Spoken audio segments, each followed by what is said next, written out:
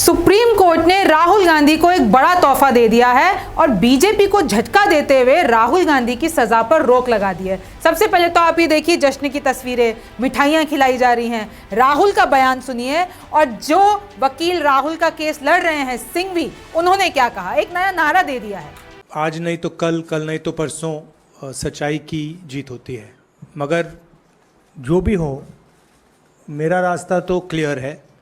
मुझे क्या करना है, मेरा क्या काम है, उसके बारे में मेरे दिमाग में बिल्कुल क्लैरिटी है। तो जैसा कि लोग कह रहे हैं, फिर से चलेगी सवालों की आंधी जब संसद में लौटेंगे राहुल गांधी। अब इंडिया गठबंधन कोई मौका नहीं छोड़ने वाली है राहुल को पीएम चेहरा प्रोजेक्ट करने में। और अब तो मॉनसून सत्र में भी राहुल गांधी एक बार फिर से पीएम मोदी को गले लगाते हुए दिख सकते हैं। अब कुछ सवाल हैं जो आपको आज रिमझिम के 5 पॉइंट्स में जान लेने चाहिए। राहुल के साथ अब आगे क्या क्या होगा? इंडिया का पीएम चेहरा बनेंगे राहुल? एससी में राहुल केस पर क्या क्या हुआ? एससी ने कैसे दिया बीजेपी को झटका? कहां से शुरू हुआ था राहुल मानहानि केस?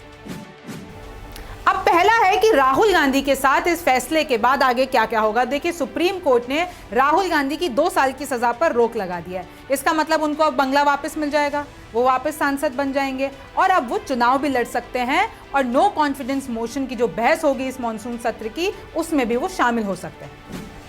नए गठबंधन इंडिया ने मोदी सरकार को मणिपुर हिंसा पर ऑलरेडी घेर रखा है। पीएम मोदी अविश्वास प्रस्ताव का जवाब 10 अगस्त को देने वाले हैं। पहले सब कह रहे थे कि राहुल गांधी की इस बार कमी खलेगी, लेकिन अब ऐसा नहीं है। राहुल गांधी और पीएम मोदी की फिर से तकरार देखने को मिलेगी। हालांकि सुप्रीम कोर्ट ने अभी सिर्फ सजा पर रोक लगाई है, पूरी तरह से खत्म नहीं किया है।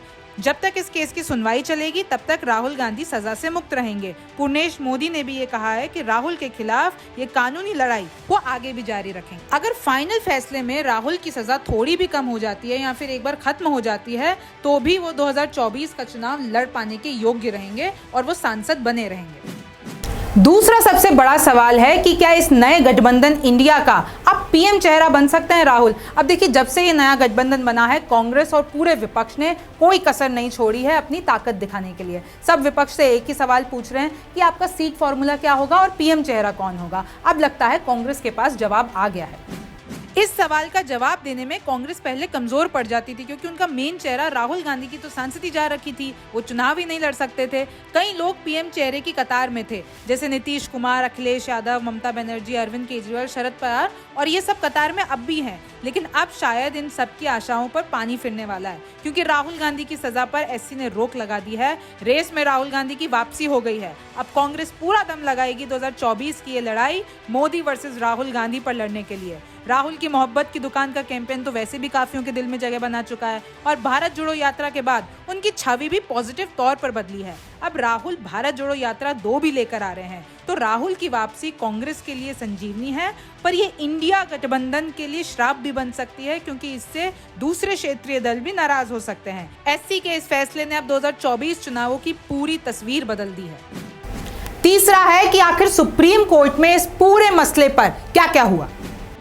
सुप्रीम कोर्ट के जज ने निचली अदालतों के फैसले पर पूछा कि राहुल को मैक्सिमम पनिशमेंट क्यों दिया गया। अगर उनकी 2 साल के बजाय 1 साल 11 महीने की भी सजा दी जाती तो उनकी सांसदी बच सकती थी। राहुल ने पब्लिकली अगर मोदी सरनेम के खिलाफ बयान दिया तो इसका खामियाजा केरल के वायनाड के लोग भला क्यों भुगते? क्यों उनका सांसद इस मॉनसून सत्र में उनके मुद्दे न रख पाए? इसी के साथ राहुल को नसीहत भी दी गई कि आप ऐसे बयान देने से बचें, ये गलत है, राहुल को सावधान रहना चाहिए। राहुल के वकील ने कोर्ट में कहा कि राहुल ने मर्डर या रेप थोड़ी ना किया है जो राहुल को ऐसी सजा मिलनी चाहिए। वैसे भी शिकायत करने वाले पूर्णेश मोदी का असली सरनेम मोदी है ही नहीं, वो तो मौन वड़िक समाज से आते हैं। पूर्णेश मोदी के वकील जेठमलानी ने कहा कि राफेल के वक्त भी राहुल को वार्निंग दी गई थी कि ऐसे आपत्तिजनक बयान देने से बचे। आज तक भी राहुल का रवैया नहीं सुधरा है। चौथा है कि सुप्रीम कोर्ट के इस फैसले ने बीजेपी को कैसे बड़ा झटका दे दिया है, इस चीज से समझिए।